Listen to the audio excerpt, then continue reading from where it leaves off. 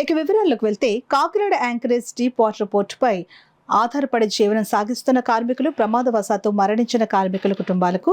Group insurance సదుపాయంతో పాటు union ద్వారా ప్రతి కార్మికుడు కుటుంబాలకు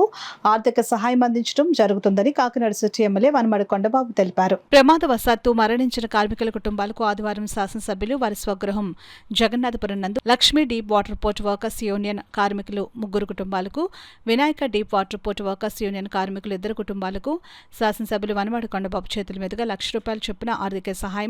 చెక్కులను అందజేశారు. ఈ సందర్భంగా కొండబాబు మాట్లాడుతూ కాకినాడ యాంకరేజ్ డీప్ వాటర్ పోర్టుపై ఆధారపడి జీవనం సాగిస్తున్న కార్మికులు ప్రమాదవశాత్తు మరణించిన కార్మికుల కుటుంబాలకు గ్రూప్ ఇన్సూరెన్స్ సదుపాయంతో పాటు యూనియన్ ద్వారా ప్రతి కార్మికుడు కుటుంబాలకు ఆర్థిక సహాయాన్ని అందించి మరణించిన కార్మికుల కుటుంబాలను ఆదుకోవడం జరుగుతుందని కొండబాబు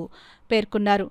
ఈ కార్యక్రమంలో labour board corporation director Gadula Saibaba, Lakshmi deep water port workers union అధ్యక్ష కార్యదర్శులు Patta Dhanalakshmi, Palipu Raju, Vinayaka deep water port workers union అధ్యక్ష కార్యదర్శులు ఓలేటి పాండురంగడు, బలసాడి శ్రీను,